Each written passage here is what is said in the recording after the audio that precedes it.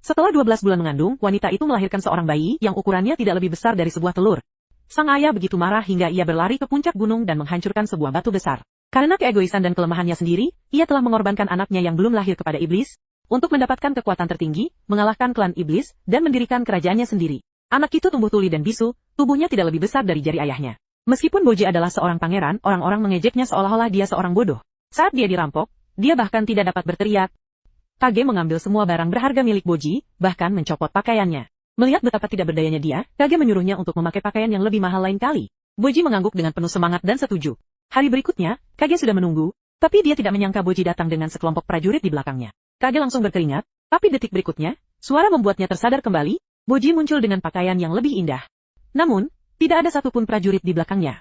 Meskipun baru saja dirampok, Boji tampak sangat bersemangat. Karena semua orang di sekitarnya membencinya, tidak ada yang pernah ingin berbicara dengannya, dia memperlakukan perampok di depannya seperti teman, dan berkata bahwa dia akan mengenakan pakaian yang lebih mahal besok. Pada hari ketiga, Boji datang lagi. Dan ketika dia melihat Kage, dia tampak lebih bahagia. Baru saat itu Kage menyadari, si bodoh ini ternyata adalah seorang pangeran. Boji bermimpi untuk menjadi seorang raja yang hebat. Tapi Kage tertawa, mengatakan bahwa seorang tuli dan bisu seperti dia tidak akan pernah bisa menjadi raja. Ketika Boji kembali ke kota, Kage diam-diam mengikutinya dari belakang. Sesampainya di kota, Boji diejek oleh orang-orang lagi. Ini sudah ketiga kalinya dia dirampok. Bahkan anak-anak berani mengganggunya. Pangeran seperti apa yang bisa selemah ini?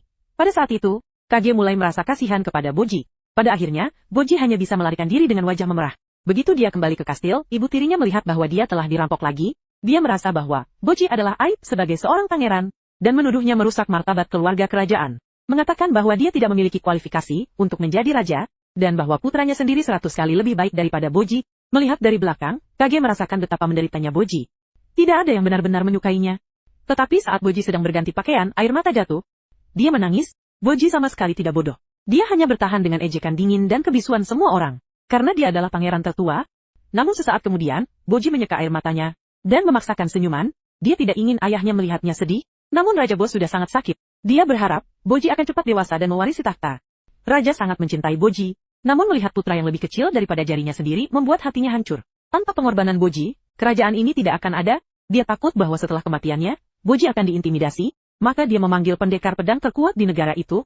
Raja memerintahkan Domes untuk melatih Boji dengan cara paling keras yang memungkinkan. Namun saat Domes melihat Boji yang begitu lemah, dia hanya bisa menggelengkan kepala. Melampiaskan frustrasinya dengan memukul tiang kayu di belakangnya. Mengapa dia diminta untuk mengajar seseorang yang selemah ini?